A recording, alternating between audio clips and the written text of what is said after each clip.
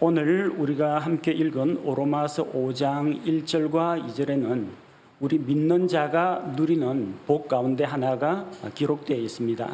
그것은 바로 하나님과 화평을 누리는 자가 되었다는 것입니다. 많은 사람들이 복음을 전할 때 예수 믿고 복 받으세요 이런 식으로 이야기합니다. 혹은 하나님은 당신을 사랑합니다 이렇게 전하는 사람도 있습니다. 틀렸다라고 할 수는 없습니다. 분명히 맞는 이야기입니다. 그러나 복음의 핵심에 대해서 좀 더 우리가 바르게 접근하려고 하면 하나님의 사랑이나 축복을 가지고 접근을 할 것이 아니라 하나님의 거룩하심과 하나님의 의로우심을 먼저 드러내는 것이 옳습니다. 복음의 메시지는 사랑으로 시작하는 것이 아니라 죄에 대한 하나님의 무시무시한 진노로부터 시작하기 때문입니다. 로마서 1장 16절 17절에서는 사도 바울이 복음에는 하나님의 의가 드러나 있다고 했습니다. 하나님의 의가 드러나 있는데 바로 이어지는 구절에서 복음의 말씀은 하나님의 의로우신 하나님의 진노로부터 시작되는 것을 보여줍니다. 로마서 1장 18절 말씀을 함께 살펴보겠습니다. 로마서 1장 18절 하나님의 진노가 불의 안에서 진리를 붙잡아 두는 사람들의 모든 경건치 아니한 것과 불의를 대적하여 하늘로부터 계시되었나니. 복음의 시작은 당신은 사랑받기 위해 태어난 사람, 하나님의 축복이 당신에게 임하기를, 이런 내용이 아니라 하나님의 진노로부터 시작합니다. 하나님이 왜 진노하십니까? 온유하시고 선하신 하나님이 진노하시는 이유는 바로 거룩하신 하나님께서 죄의 문제에 대해서는 결코 용납하지 못하시기 때문입니다. 죄에 대해서는 작은 죄 하나라도 그냥 넘어갈 수 없는 것이 하나님의 공의이기 때문입니다. 그래서 하나님께서는 죄인들을 향하여 진노하십니다.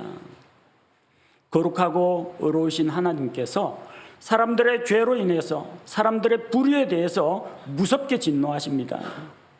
하나님과 사람들 사이의 관계는 그래서 사랑과 평화의 관계가 아니라는 것입니다.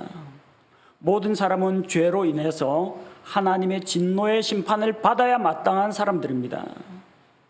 그러나 하나님께서 우리 주 예수 그리스도를 세상에 보내주시고 우리 죄를 대신하여 예수님께서 십자가에서 대신 고난받고 형벌받으심으로 예수님의 십자가의 죽음으로 말미암아 우리 모든 죄의 삭을 대신 지불하게 하시고 서로 원수가 되고 멀어졌던 하나님과 사람 사이의 그 관계를 예수님을 통하여 화평의 관계로 만드신 것입니다. 이것이 바로 예수 그리스도의 화평의 복음인 것입니다. 오늘은 우리가 어떻게 이 무서운 하나님의 진노로부터 구원을 받아서 하나님과 서로 화평의 관계를 맺게 되었는지 말씀을 통해서 살펴보고 같이 은혜를 누리고자 합니다. 죄인들은 하나님과 적대적인 관계에 있을 수밖에 없습니다. 사람들에게 이제 하나님이 어떤 분이냐고 생각하면은 많은 사람들이 백발이 성성하고 수염이 하얀 수염이 흘러내리고 아주 자비롭고 인자하게 생긴 사람 좋아 보이는 그 할아버지 모습을 떠올리곤 합니다. 그런데 하나님은 인자하신 분이고 사랑이 많으시고 긍휼히 여기시는 분이지만 한 가지 잊지 말아야 할 것은 거룩하신 분이라는 겁니다. 더러움이나 죄나 불의가 가까이 할 수 없는 그런 분이시라는 겁니다. 그래서 죄인들은 하나님이 무서운 존재라는 것을 기억해야 합니다. 하나님을 두려워할 줄 알아야 합니다. 죄인들은 하나님을 대적하는 자들입니다. 사람들은 이 세상 살아가면서 크고 작은 죄를 짓습니다. 누구에게 죄를 짓습니까? 어떤 사람은 자기 몸을 망치는 그런 죄를 짓습니다. 자기의 건강을 해치기도 하고 자기의 순결함을 해치기도 하고 자기 몸에 죄를 짓는 사람이 있습니다. 어떤 사람은 다른 사람에게 피해를 입히는 사람이 있습니다. 남의 것을 훔치거나 다른 사람에게 상처를 입히거나 이렇게 다른 사람의 생명이나 재산에 피해를 주면서 다른 사람에게 해를 입히는 그런 죄를 짓는 사람도 있습니다. 어떤 사람은 불특정 다수의 사람들을 대상으로 불을 질러버린다든지 아니면 폭탄을 터뜨린다든지 그래서 사회 전체를 도탄과 혼란 속에 빠뜨리는 사회 질서를 파괴하는 사람들이 있습니다. 국가와 사회에 대해서 죄를 짓는 사람들이 있습니다.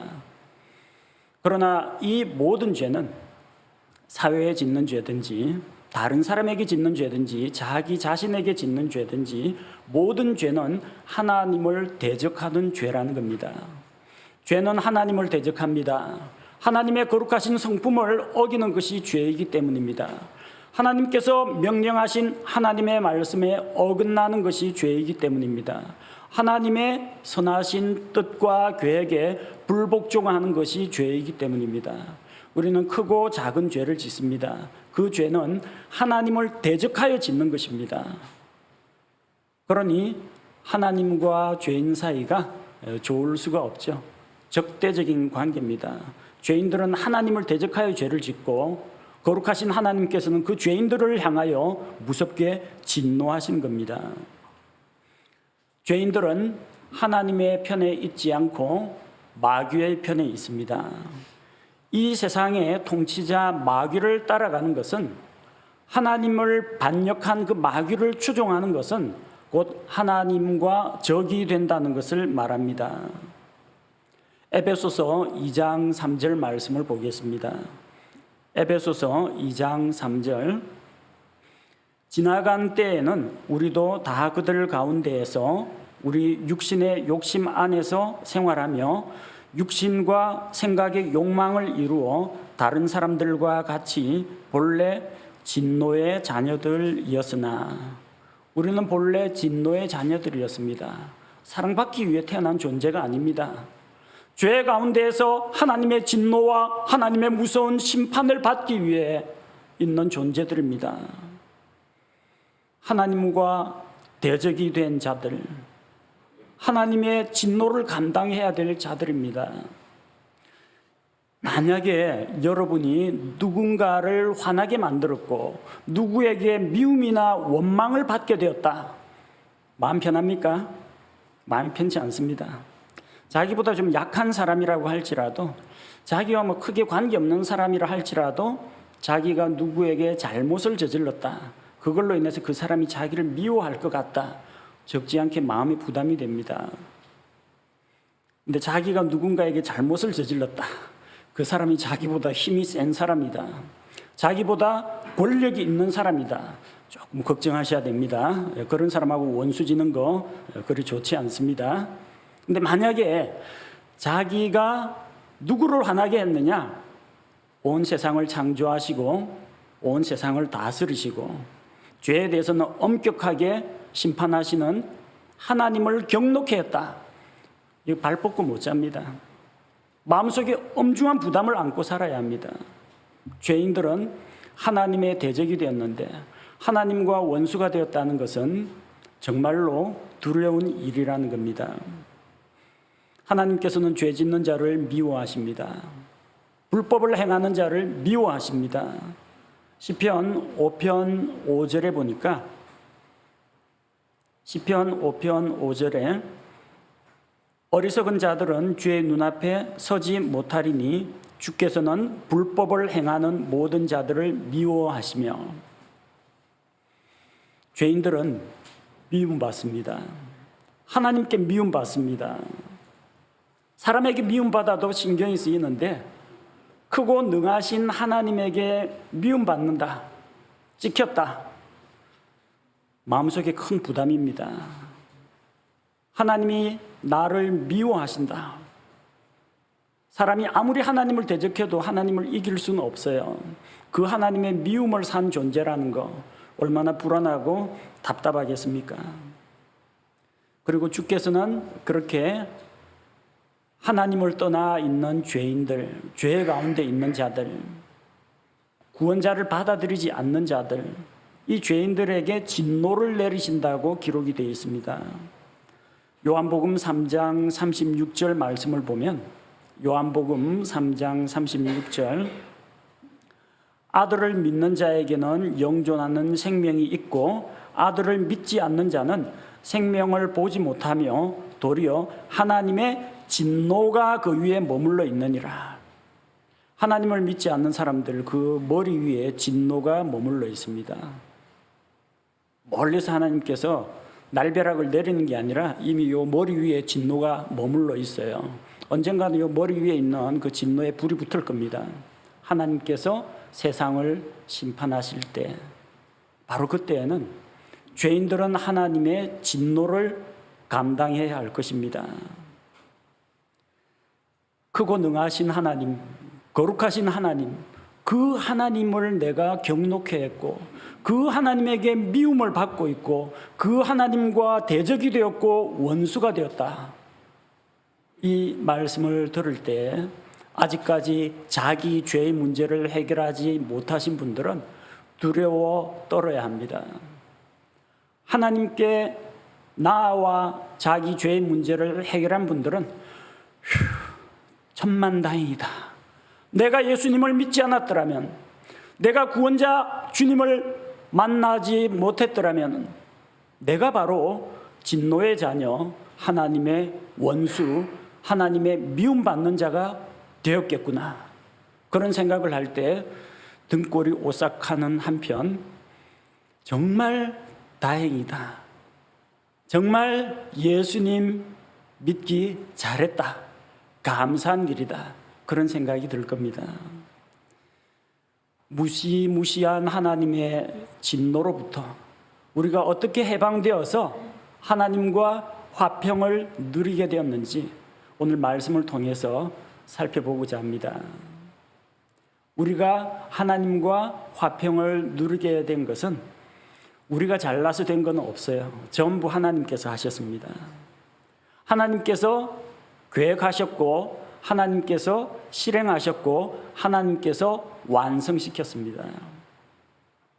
깨어진 하나님과 사람 사이의 관계를 회복하기 위해서 우리는 아무것도 한 것이 없지만 하나님께서 사람과 자기 사이를 화해시키기 위해서 구원 계획을 세우셨고 자기 아들 예수 그리스도를 세상에 보내서 사람들의 죄를 대속하게 하셨고 또한 누구든지 예수 그리스도의 십자가의 대속을 믿는 자들을 구원하시고 용서하시고 진노에서 해방시키시고 진노 대신 복과 은혜를 주기로 하나님께서 작정하셨기 때문입니다. 우리 같은 사람이 어떻게 하나님과 화평한 관계를 가지게 되었을까요? 첫 번째는 하나님의 긍휼 때문입니다. 우리는 하나님의 긍휼로 인하여 하나님과 화평을 누리게 되었습니다. 우리가 하나님 앞에 인정받을 만한 어떤 공로가 있었거나 우리가 빼어난 도덕성이나 성품이 있어서가 아닙니다. 우리가 하나님과 화평하게 된 것은 오로지 하나님의 긍휼하심에 달린 것입니다. 하박국 3장 2절 말씀에는 이렇게 기록되어 있습니다. 하박국 3장 2절 오 주여 내가 주께서 말씀하시는 것을 듣고 두려웠나이다. 오 주여 그 해들의 한중간에 주의 일을 되살리시옵소서. 그 해들의 한중간에 알리시옵소서. 진노하실 때의 긍휼을 기억하시옵소서. 진노 중에라도 긍휼을 잊지 않으시는 분이 하나님이십니다. 여러분 자녀가 잘못을 저질렀어요. 회초리 가지고 오라고 해가지고 때릴 때 정말 정신이 헷가닥 해가지고 자기 자녀를 잡을 듯이 죽일 듯이 때리는 사람은 없어요. 때리다가 자녀가 뉘우치는 모습을 보이고 자녀가 눈물을 흘리고 반성하고 회개하는 조짐이 보이면은 따라서 눈물이 납니다. 자녀가 아파가지고 비명소리 지르면은 가슴이 뭉클해가지고 더 이상 때리기가 힘들어져요. 하나님은 의로우신 분입니다. 엄정하신 재판자입니다. 죄에 대해서 무섭게 진노하시는 분입니다.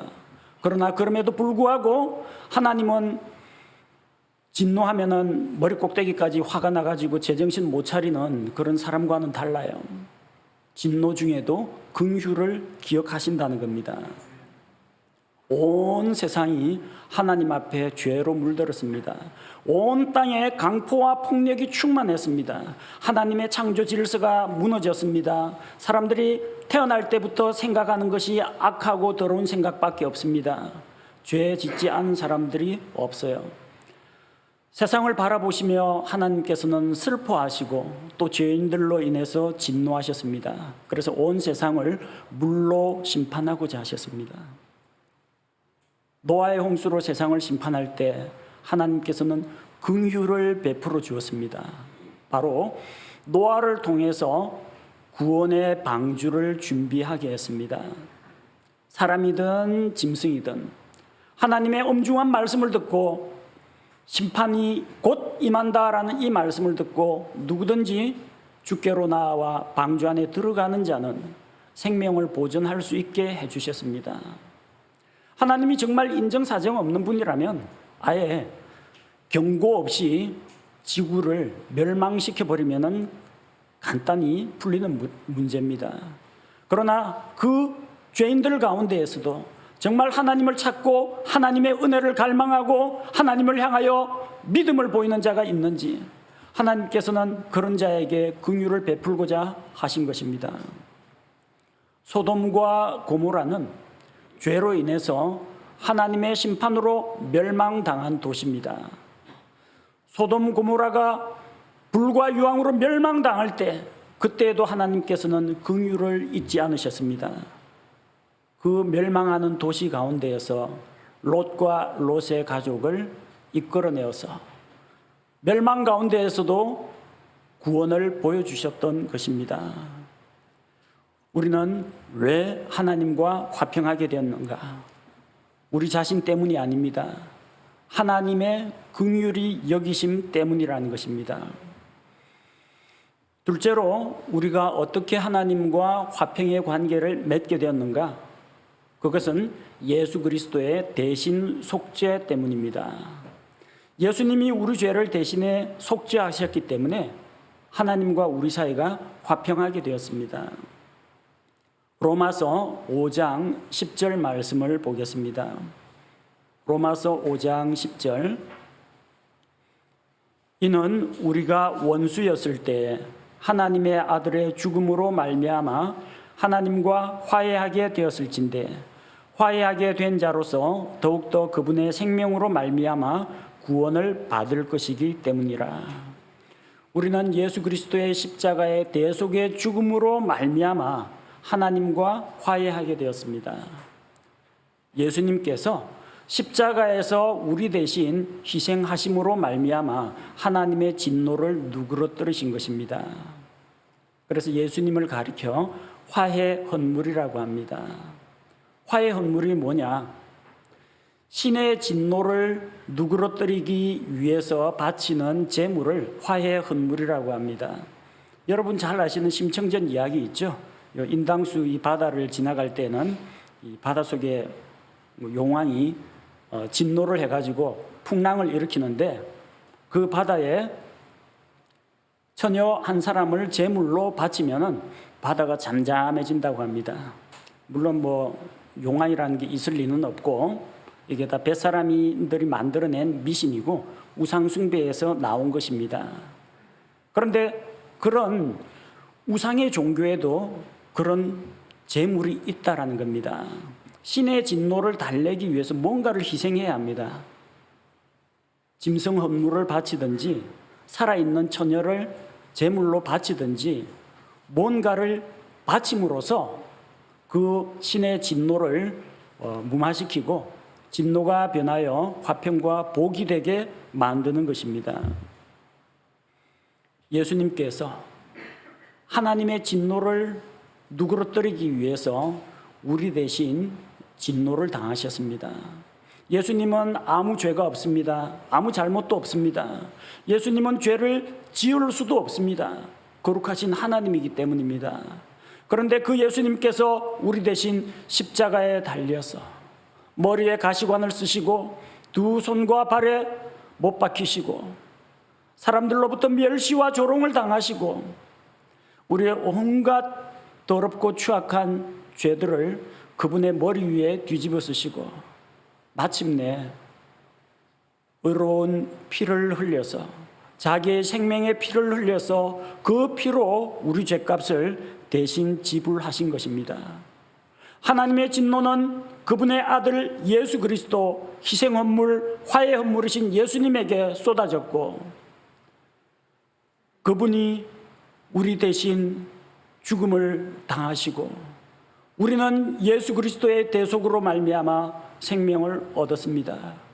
온 세상 사람들의 죄는 모두 예수 그리스도에게로 전가가 되었고 예수님이 가지고 있는 그 거룩하심과 의로움은 우리에게로 전가가 되었습니다.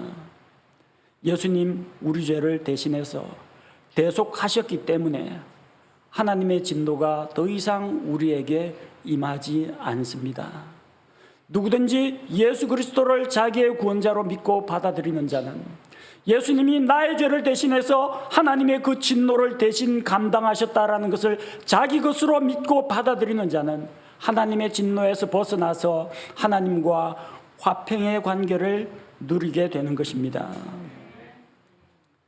셋째로 우리는 어떻게 하나님과 화평의 관계를 누리게 되었는가? 예수 그리스도의 중재 때문입니다. 중재라는 말이 어떤 것인지 알죠?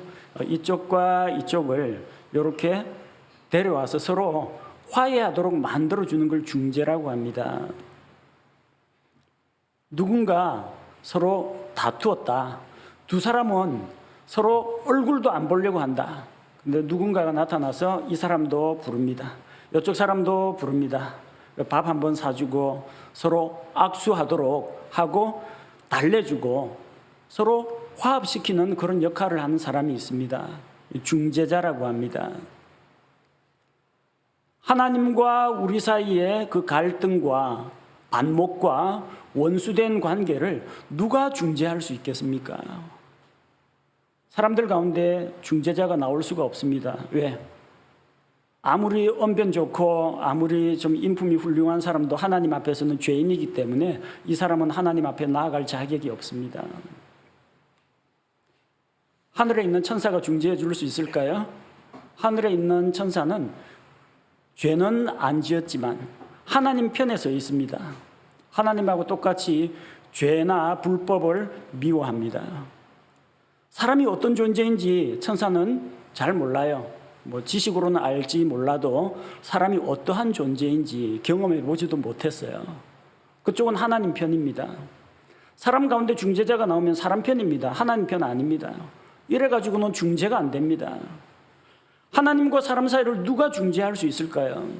하나님인 동시에 사람인 분만이 중재할 수가 있습니다. 이 세상에는 아담의 후손 가운데 사람 가운데서 태어난 자들은 이런 역할을 감당할 자가 아무도 없습니다. 오로지 하나님께서 사람의 몸을 입고 오신 예수 그리스도만이 이 중재자 역할을 감당할 수 있는 것입니다. 디모데전서 2장 5절에는 예수님이 우리의 중재자라는 것을 보여줍니다. 디모데전서 2장 5절 한 하나님이 계시고 하나님과 사람들 사이에 한 중재자가 계시니 곧 사람이신 그리스도 예수님이시라. 예수님은 반인 반신 그런 존재가 아닙니다. 신과 인간의 중간 존재가 아니라 예수님은 완전한 하나님이신 동시에 완전한 사람이십니다. 예수님은 완전한 하나님이십니다. 하나님의 영광의 형상, 바로 그 본체의 정확한 형상이십니다. 그래서 예수님은 거룩하시고 흠이 없고 죄가 없습니다. 그렇기 때문에 중재자로 나설 수가 있습니다. 또한 예수님은 완전한 하나님이실 뿐만 아니라 완전한 사람이시라는 겁니다. 사람과 같이 여자의 몸에서 출생했고 사람들이 겪는 그런 성장 과정, 어린아이로부터 성년에 이르기까지 그 성장 과정을 우리와 똑같이 겪었습니다. 춥고 배고픈 것이 무엇인지 직접 경험하셨고, 슬픈 일을 만났을 때는 눈물도 흘리셨고, 배고파 굶주렸을 때는 예수님께서 시장하여 줄이실 때는 맥없이 주저앉아 있을 때도 있었고, 목마르신 적도 있었고, 우리의 모든 약하고 연약한 것을 예수님 몸소 경험하셨습니다. 그래서 완전한 하나님이시요 완전하신 사람이신 예수님께서 하나님과 사람 사이를 중재하는 대제사장의 역할을 감당하실 수 있는 것입니다. 예수님께서 십자가에서 흘리신 의로운 그 피로 말미암아 중재자이신 예수님은 하나님의 공의를 만족시켰습니다. 하나님의 공의가 무엇입니까? 죄의 삭은 사망이라는 겁니다. 그런데 사람들이 지은 그 죄의 삭을 예수님이 죄 없는 자기의 피로 대신 하나님께 지불하고 하나님의 의가, 하나님의 공의가 만족된 것입니다. 따라서 누구든지 예수 그리스도의 십자가의 그 피가 나의 죄로 인한 것이다, 내 죄를 대신해서 예수님께서 대신 죽으신 것을 믿고 받아들이는 자는 하나님 앞에 나아갈 수가 있게 된 것입니다. 중재자이신 예수님께서 거룩하신 아버지 하나님 앞에 나아가서 호소합니다. 아버지, 저 죄인들을 대신하여 내가 의로운 피, 생명의 피를 대신 바쳤으니 이 피를 보시고 저 죄인들을 용서해 주옵소서. 재판장이신 하나님과 죄인인 사람들 사이에 예수님께서 우리의 중재자가 되시고 우리의 변호자가 되어주신 것입니다. 우리가 하나님과 화평하게 된 것은 바로 우리의 대제사장이신 예수 그리스도께서 하나님과 사람 사이를 중재해 주셨기 때문입니다. 그럼 우리가 한 것은 아무것도 없느냐? 하나님께서 긍휼을 베풀어 주셨고 예수님께서 십자가에서 대속해 주셨고 예수님이 하나님과 사람 사이를 중재해 주셨고 우리는 한 게 아무것도 없느냐? 한 것은 아무것도 없습니다. 우리가 한 가지 하나님께서 요구하시는 것만 만족시키면 우리는 아무 한 것 없어도 하나님과 화평하게 됩니다. 그것이 무엇이냐? 바로 우리의 믿음입니다.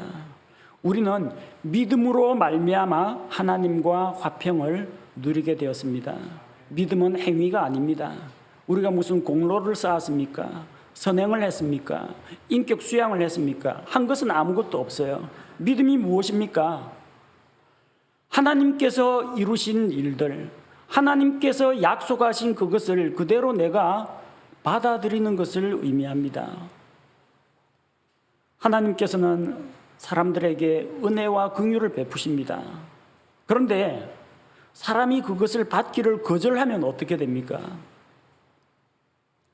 온 세상이 홍수로 물속에 잠기게 될 것이니까 살고 싶은 사람은 빨리 방주에 타시오 하는데 난 죽어도 배 안 탄다.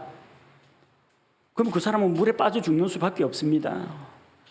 노아의 방주 입장료를 비싸게 받았던 것도 아니고 무료로 다 타라고 했는데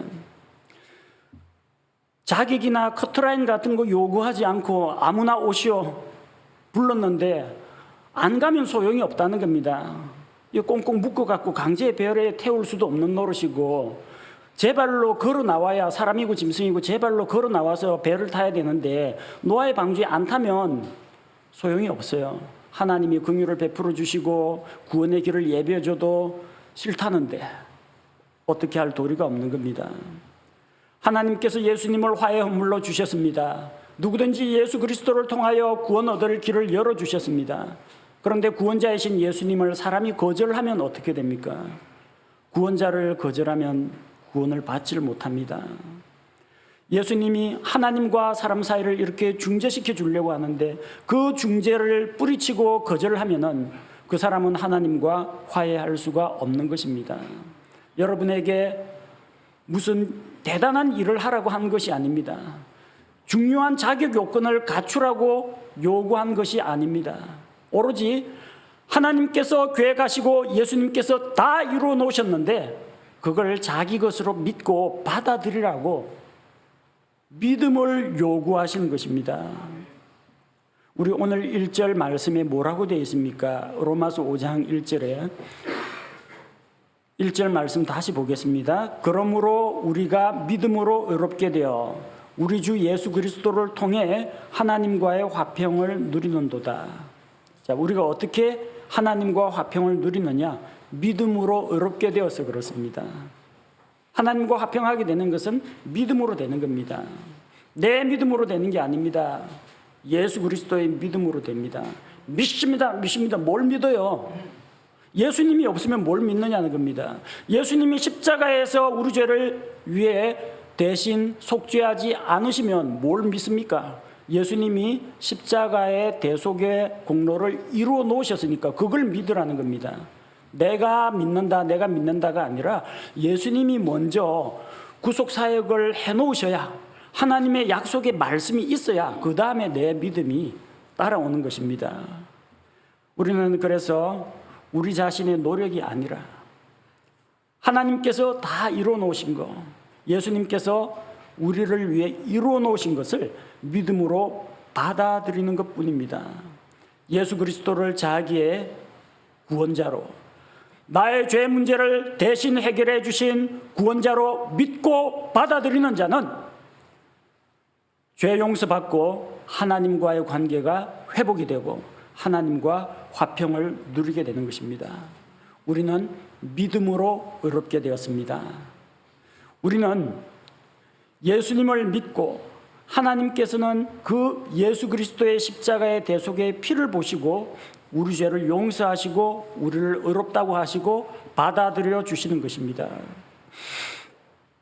우리 죄의 문제가 해결되었으니 하나님과의 적대적인 관계도 이제 해소가 되었습니다. 평화의 관계가 우리에게 찾아왔습니다.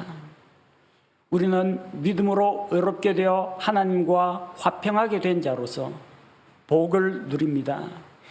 구원받은 우리가 하나님과 화평하게 되어서 이제 어떠한 복을 누리느냐, 몇 가지 생각해 보겠습니다. 첫 번째는 무엇보다도 진노에서 구원받았다는 겁니다. 죄인들은 하나님의 진노 아래에 있습니다. 하나님에게 미움받는 존재입니다. 하나님과 죄로 인해서 원수가 된 자들입니다. 그런데 이제 그런 진노에서 구원을 받았다는 겁니다.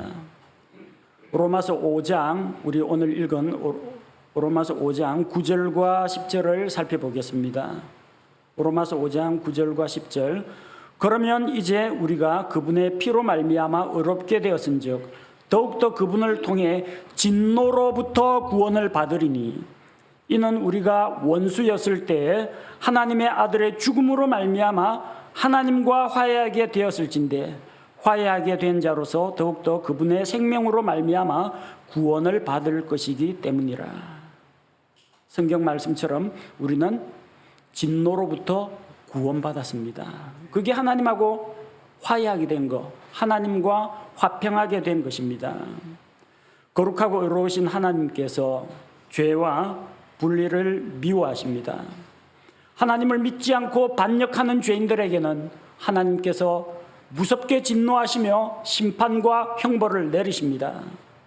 그러나 이제 하나님의 아들이신 예수님께서 우리를 대신하여 십자가에서 죽으심으로 말미암아 하나님과 우리 사이를 화해시키고 예수님의 생명으로 말미암아 우리가 진노에서 구원받았다는 것입니다. 그래서 이제 우리는 하나님을 무시무시한 재판장으로 두려워하는 것이 아니라 하나님을 우리의 아버지로 믿고 공경하고 따르는 것입니다. 우리가 하나님과 화평하게 되었다는 것은 무엇을 말하느냐? 둘째로 우리 마음속에 하나님께서 주신 기쁨과 평안을 누리게 되었다는 겁니다. 전능하신 하나님과 원수가 되고 그분에게 미움을 받는다면 얼마나 마음이 불편합니까? 죄인들은 재판장이신 하나님을 생각할 때마다 두려워 떨 수밖에 없습니다. 하나님이 나를 대적한다면, 하나님이 대적한다면 누가 감히 설 수 있겠습니까? 히브리서 10장 31절에는 살아계신 하나님의 손 안으로 떨어지는 것은 두려운 일이로다. 다른 이도 아니고 전지전능하신 하나님의 미움을 받아서 하나님의 손 안에 떨어지는 것은 심히 두려운 일입니다. 그런데 이제는 우리가 하나님의 무시무시한 손길이 아니라 하나님의 선하신 손길, 하나님의 도우시는 손길, 하나님의 은혜의 손길을 경험하는 자로 바뀌게 되었다는 겁니다. 여러분, 누군가에게 그 잘못을 저질러 가지고 조마조마해 본 적이 있습니까? 학교 다닐 때라든지 아니면 직장에서 좀 실수해 갖고 상사의 비율을 좀 거슬렸다든지 마음속에 불안해 가지고 좀 찾아가 가지고 죄송합니다, 잘못했습니다, 그 빌었는데 화를 내지 않고 격려해 주면서 용서를 받았을 때 용서받은 기쁨 누려보신 적 있어요? 어릴 때 집에서 아버지나 어머니가 아끼는 뭔가를 깨뜨리거나 망가뜨려 가지고 아버지 퇴근하면 이제 죽었다 싶었는데 사실대로 이거 다 내놓고 제가 실수로 잘못해서 이렇게 되었습니다, 처벌은 달게 받겠습니다 하는데 오히려 위로하고 다친 데는 없느냐 격려해 줄 때 마음속에 있는 그런 걱정과 불안과 두려움이 순식간에 해소가 됩니다. 마음이 녹아내립니다. 용서받았다는 그 사실만으로 마음속에 감사가 넘쳐납니다. 여러분, 마음속에 하나님으로부터 죄 용서받았다, 하나님이 나를 용서하시고 자기의 자녀로 받아들이셨다, 이걸 생각할 때 우리 마음속에는 기쁨과 평안이 넘칩니다.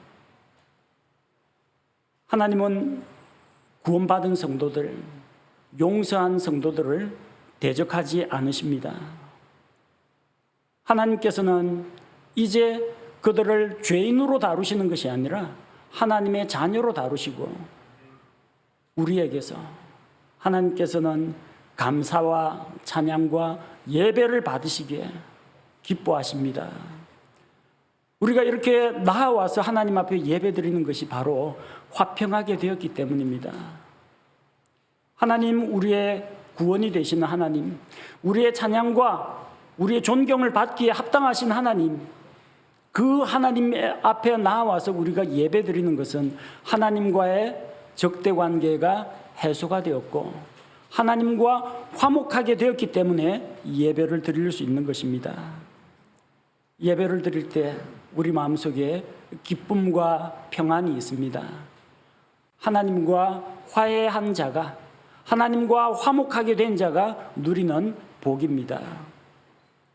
셋째로, 하나님과 우리가 화평하게 되었기 때문에 또 우리는 다른 성도들과도 화평하게 됩니다. 에베소서 4장 2절과 3절, 에베소서 4장 2절과 3절, 모든 겸손과 온유와 오래 참음으로 사랑 안에서 서로 참아주며 화평에 매는 띠로 성령이 하나 되게 하신 것을 힘써 지키라고 했습니다. 이 예배당에 모여 있는 우리 성도들 똑같은 사람은 아무도 없습니다. 연령대도 다르고요, 취향도 다르고, 신앙생활 해온 배경도 제각기 다르고, 관심사도 다르고, 직업도 다르고, 아마 정치 성향도 다르고, 성격도 다르고 다 다를 겁니다. 그런데 어떻게 하나가 될 수가 있습니까?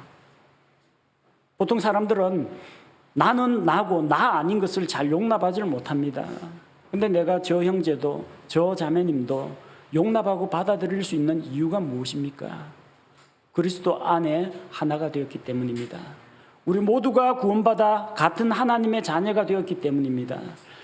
예수 그리스도의 몸에 속한 지체가 되었기 때문에 가능한 일입니다.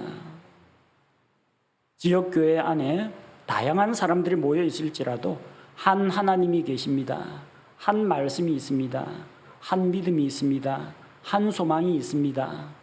우리는 그리스도 안에서 한 침례를 통하여서 한 몸 안에 들어온 지체들입니다. 화평의 하나님께서 죄인들을 기꺼이 받아주셨습니다. 따라서 구원받은 성도들도 다른 성도들을 받아들일 수 있게 되었습니다. 하나님이 나 같은 죄인도 받아주셨는데, 저 형제 저 자매도 하나님께서 받아주셨는데, 하나님의 가족이 되었는데 내가 받아들이지 못할 이유는 없다는 것입니다. 그래서 우리 교회가 왜 한마음 침례교회입니까? 같은 믿음, 같은 소망, 같은 하나님, 같은 목표, 같은 비전, 그리고 같은 마음으로 하나님을 예배하고 또한 같은 길을 걸어가는 한 몸에 속한 지체들이기 때문입니다. 그래서 한 마음입니다. 우리 교회 성도들은 모두 화평에 매는 띠로 하나로 묶여야 합니다. 성령 침례를 통해서 그리스도의 몸 안으로 연합한 지체들은 예수 그리스도의 몸에 속한 자들로서 남이 아닙니다. 하나입니다. 한 몸입니다. 그래서 우리가 하나님과 화평하게 되었으니 다른 성도들과도 화평을 누려야 합니다. 혹시 이 자리에 나오신 분들 가운데서 다른 형제나 다른 자매들을 향하여 내가 마음에 좀 부담을 가지고 있거나 아니면 다른 사람이 나에 대해서 좀 안 좋은 생각을 가지고 있을 것 같다라는 생각 들면은 예배 마친 후에 서로 악수하고 친교 나누면서 마음속에 맺힌 모든 것들이 다 그리스도 안에서 풀어지기를 바랍니다. 네 번째, 하나님과 화평하게 되었으니 우리가 어떤 복을 누립니까? 믿지 않는 자들에게 화평의 복음을 전하는 신분이 되었습니다. 복음이 무엇입니까? 하나님과 죄인들 사이를 다시 회복시키는 것이 복음입니다. 거룩하신 하나님의 진노와 그 진노를 받아 마땅한 죄인 사이를 예수 그리스도의 십자가의 복음으로 말미암아 관계를 회복시키는 게 복음이에요. 그래서 이것을 가리켜서 화평의 복음이라고 합니다. 여러분 은혜의 복음이라든지 생명의 복음이라든지 구원의 복음이라든지 많이 들어보셨죠? 그 중에 하나가 화평의 복음입니다. 로마서 10장 15절 말씀을 보겠습니다. 로마서 10장 15절 보내어지지 아니하였으면 그들이 어찌 선포하리요. 이것은 기록된 바 화평의 복음을 선포하며 좋은 일들의 반가운 소식을 가져오는 자들의 발이 어찌 그리 아름다운가 함과 같으니라. 화평의 복음을 선포하는 그런 일을 우리가 주님께로부터 위탁받았다는 겁니다. 우리가 먼저 복음의 말씀을 믿고 받아들여서 하나님과 화평하게 되었습니다. 하나님께서는 하나님과 화목하게 된 우리를 사용하셔서 또 다른 사람들에게, 아직까지 구원받지 못한 사람들에게, 아직까지 하나님의 진노 아래 있는 사람들에게 보내어서 화평의 복음을 전하게 하셨습니다. 먼저 하나님과 화평하게 된 우리는 이 화평의 복음을 믿지 않는 자들에게 선포해서 그들도 하나님과 화해하도록, 하나님과 관계를 회복하도록 도와야 할 책임이 있는 것입니다. 우리가 이전에 하나님을 알지 못하던 때에는 하나님을 대적하고 죄 가운데 있으면서 마귀의 편에 서 있었습니다. 그때 우리는 하나님과 원수지간이었고 하나님의 진노 아래 있었으며 하나님의 미움을 받는 존재였습니다. 그러나 하나님의 그 긍휼로 말미암아 하나님의 아들 예수 그리스도가 이 세상에 오셔서 십자가에서 우리의 모든 죄를 대신 담당하시고 자기의 의로운 피, 생명의 피로 하나님과 우리 사이를 화해시켜 주셨습니다. 하나님께서는 예수님의 의로운 피를 기쁘게 받으시고 예수님께서 흘리신 대속의 피를 믿는 자는 모든 죄를 용서하고 자기의 자녀로 받아들이셨습니다. 이제 믿는 자는 하나님과 적대적인 그 관계가 모두 해소가 되었습니다. 이제는 하나님의 복과 은혜를 누리는 화평의 관계로 변화된 것입니다. 우리에게 이 놀라운 구원의 선물을 주신 아버지 하나님께 감사를 드립니다. 우리는 하나님과 화평하게 되었으니 이제 날마다 하나님 앞에 나아가서 말씀과 기도로 기쁘게 교제하며 하나님의 길에 함께 걸으며 또 주변 성도들과 한마음 한뜻을 이루며 믿지 않는 자들에게 화평의 복음을 전하는 그리스도인으로 살아가야겠습니다. 함께 기도하겠습니다. 거룩하신 아버지 하나님, 죄에 대해서 무섭게 진노하시고 죄인들에게 심판과 형벌을 내리시는 엄하신 하나님을 생각할 때 이 세상 어느 누구도 하나님 앞에 감히 설 수 있는 자가 없음을 고백합니다. 우리가 과거에는 하나님을 알지 못하고 죄 가운데 살며 이 세상 통치자 마귀를 따라 살아갔으나 이제는 예수 그리스도의 십자가의 대속을 믿고 구원받아 하나님의 자녀가 되었습니다. 우리의 공로로 구원받은 것이 아니요 오직 하나님의 긍휼히 여기심으로 말미암아 구원에 이르게 되었습니다. 예수 그리스도의 십자가의 대속과 중재자이신 예수 그리스도로 말미암아 우리가 하나님과 화평하게 되었고 예수 그리스도의 복음, 구원의 복음, 은혜의 복음, 생명의 복음, 화평의 복음을 믿음으로 말미암아 하나님과 화해하게 되었은즉 항상 하나님께서 주신 이 복을 생각하면서 하나님 앞에 감사와 찬양을 드리며 또 성도들과 더불어 화평을 누리며 믿지 않는 자들에게 화평의 복음을 소개하는 그리스도의 복음의 일꾼으로 살아가도록 인도하여 주옵소서.